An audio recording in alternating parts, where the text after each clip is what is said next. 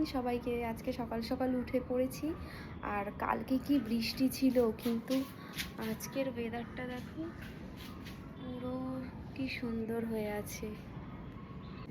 এখন আমি খাবো হচ্ছে এটা হচ্ছে গিয়ে আমলকি হরিতকি বয়রা ভেজানো জল। এটা যে কি বিশ্রী খেতে, আমি তোমাদের কি বলবো, ভীষণ বাজে খেতে।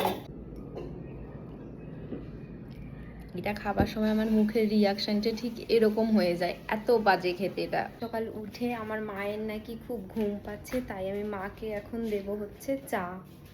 সকাল সকাল মায়ের ঘুম থেকে উঠেই আবার নাকি ঘুম পেয়ে গেছে, ওই জন্য এই যে চা নিয়ে এসেছি। তাই তো মা? মা চা ধরে বসে আছে।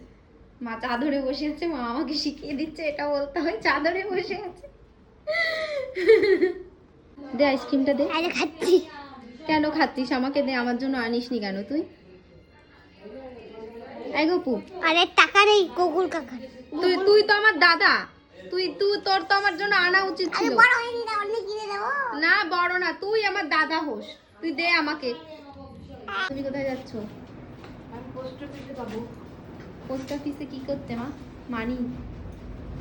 আমার মা এখন যাবে পোস্ট অফিস। আসছি। বাজে হচ্ছে দুপুর 12টা, আর তোমাদের আকাশের অবস্থাটা জাস্ট দেখাচ্ছি, দাঁড়াও একবার।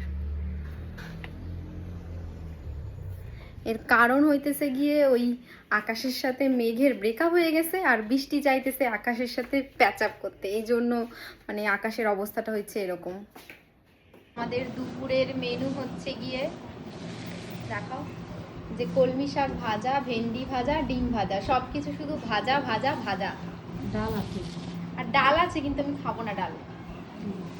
খাওয়া হয়ে গেছে, এখন আমি একটু দই খাবো।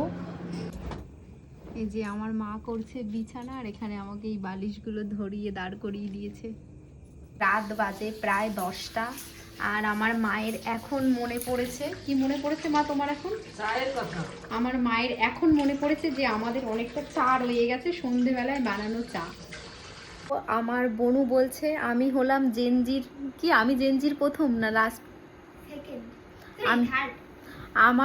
আমি হলাম জেনজির থার্ড পর্যায়ে, আর আমার বনু হচ্ছে জেনজির লাস্ট পর্যায়ে।